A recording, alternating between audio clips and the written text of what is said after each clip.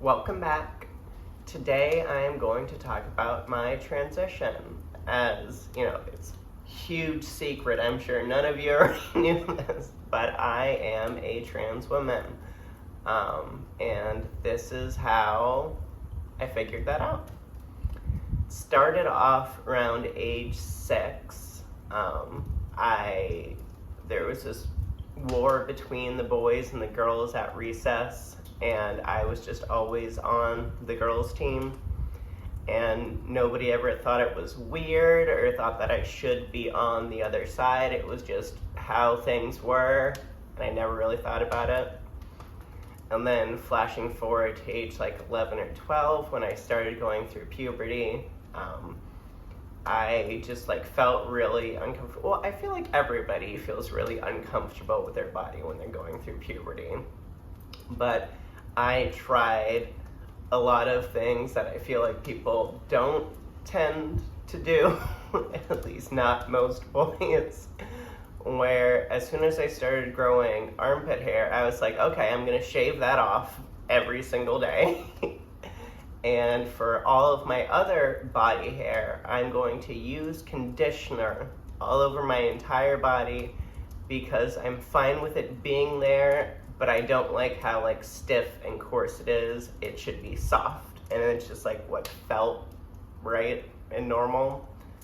And then I went to summer camp, and this is when I really started to kind of figure things out. So at summer camp, there was this beauty contest that we would have.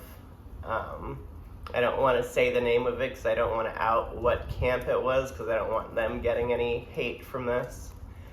But it was a drag competition. So the boys would try to win the crown of Mrs., the name of the camp, and the girls would try to win Mr., the name of the camp. And I, after first seeing that, was like, wait, this is okay. I'm allowed to actually dress like that. So even when there was absolutely nothing to do with drag whatsoever, I was like, well, if there's an occasion, then I'm gonna get dressed up. So it doesn't matter if we are, going to roller skating for the day at the roller rink, then I'm getting dressed up because I just wanted any opportunity where I thought that I could make an excuse out of it. I was like, okay, this is what I'm gonna do. And I started buying female clothes from the vendors that we would go to every Wednesday. We would go to this Amish market. And I remember buying this pair of pants just because it came with this really cute butterfly belt that I couldn't buy on its own. And I got these pink satin cow print pajamas from my friend Lisa there. Shout out to you, Lisa. And yeah, I love those pajamas. I pretty much lived in them. And then I came back from camp. And I hadn't really, I didn't know anything about gender. Nobody ever showed me anything, I had no idea. But I knew that I liked wearing women's clothing. So when it came time for Pride that year, I stole some of my sister's clothes and I went off to Pride, and I changed with my friends after I left the house, and then I changed again before I got back. And my sister noticed it. So when I came back, I had this huge confrontation with my family that ended incredibly violently. I ended up getting beaten with one of these. And after that, it was enough that I pushed all that stuff down for probably another 5 years at that point. I think Halloween was the only exception where I felt like I could still get away with it. So that was okay. Then later on, in college and stuff like that, I used to be really into psychedelics, and whenever I was tripping, by the end of the trip, I would always be femme presenting, because like whenever like I dropped all my guards from like everything else in life, I was just like, wait, this is how I feel comfortable. Like, you know, this is how I want to be. So it started off as that, but then when I came back from college, the only places where I still felt comfortable presenting like that was either at a gay club or at some type of kink-friendly environment. And eventually, when I was 21, I was like, okay, I'm gender fluid. So, you know, just sometimes I feel more comfortable masculine presenting, sometimes I feel more comfortable femme presenting. And it stayed that way for about 5 years. And then a few things happened that made a huge, huge difference. One is that I started getting drunk, and when I would get drunk, I would like walk around telling my friends things like, you know what? If I had your confidence, I'd be a woman by now. And like sometimes I'd like, because most of this was when I was blackout, but I'd remember like little snippets of it in the morning, and I'd be like, huh, I wonder why I said that. And then I went to Colombia. Now, Colombia has a very different culture surrounding trans people because they've been in the public eye there for a very long time. And so when I went there, I went femme presenting to a music festival that I was going to. And everybody the entire day just treated me like every other woman there. And I never experienced anything like that in the United States. You know, actually being treated as I was presenting was, it was just a whole new concept for me. And I got really emotional about it. And like, that's the thing, is like in Spanish, it's not just, oh, if they use she or he, or if they're saying like miss or mister.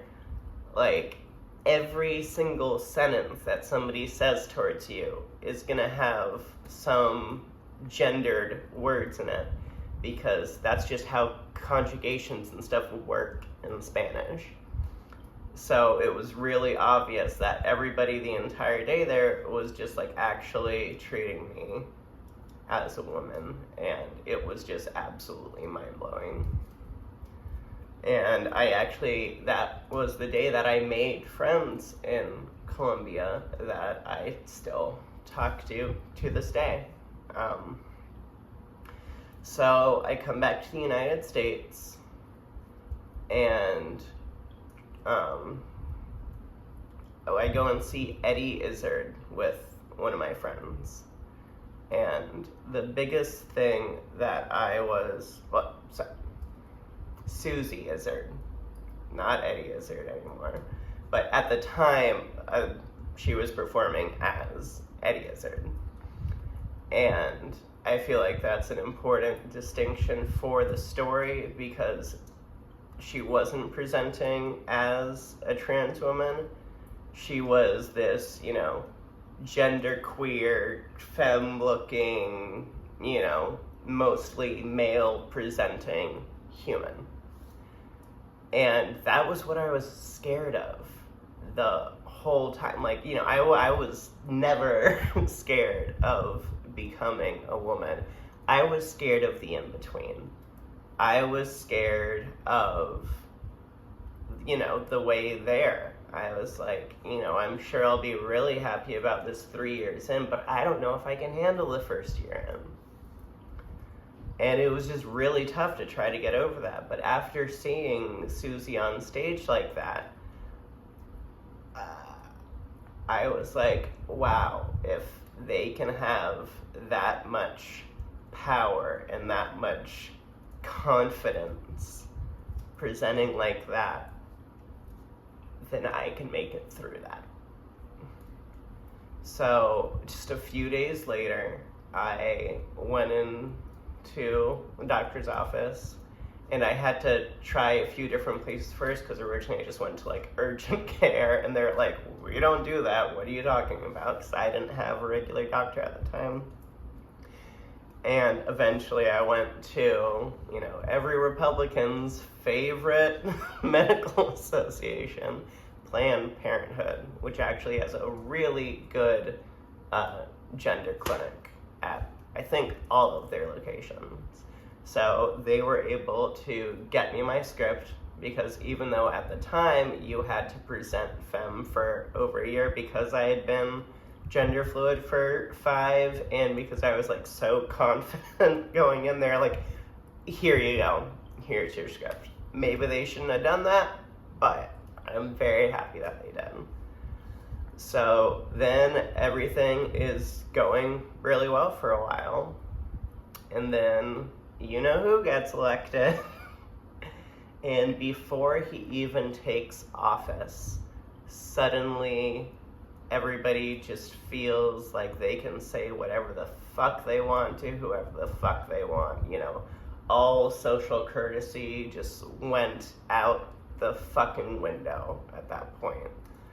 And I was a massage therapist at the time, so where I never had any issues up to that point, now suddenly half of my clientele were saying, well, we can't have you as our massage therapist. Obviously, we need a real woman for our massage therapist. So things were not going well at all. And I talked to my friends that I had met in Colombia about how everything was going. And they were like, well, we've got an extra bedroom in our apartment. You want to come crash with us until you get your feet on the ground here and, end up moving down to Medellin? And I was like, is this a real offer? Because absolutely, yes, 100%. I want to be there instead of here. Like, I didn't even have to think about it for a second. Like, as soon as they made that offer, I was like, that's where I should have been the whole time. So I ended up saving up money, and when I could afford it, I ended up moving down there. Parents were not happy about the move, but after things started to progress with Trump's presidency, they realized that I was indeed making the right decision. And yeah, towards the beginning, I wore a ton of makeup because I was like, I need to put on this, facade. I need to, look more femme than any, cis woman out there. But as, I started, like, some days dropping a little bit and then saying that it didn't matter in Colombia at all. I mean, I already knew this from when I went there before my transition, but I got more and more comfortable just dropping the full face, and I ended up getting to the dyke chic medium that you see before you, where I just wear mascara and chapstick. Like, I'm not trying to paint on, like, some elaborate disguise or anything like that. Not that there's anything wrong with people that feel most comfortable in, like, high femme makeup. That's just not who I am. So for me, that was something fake that I just, like, felt like I needed to feel more comfortable. But if that's your thing, that's wonderful. Do you. I'm definitely not trying to hate on that type of presentation. It just wasn't right for me. And that's about it. That is how I got to who I am today. Thanks for coming. I hope you have a good night.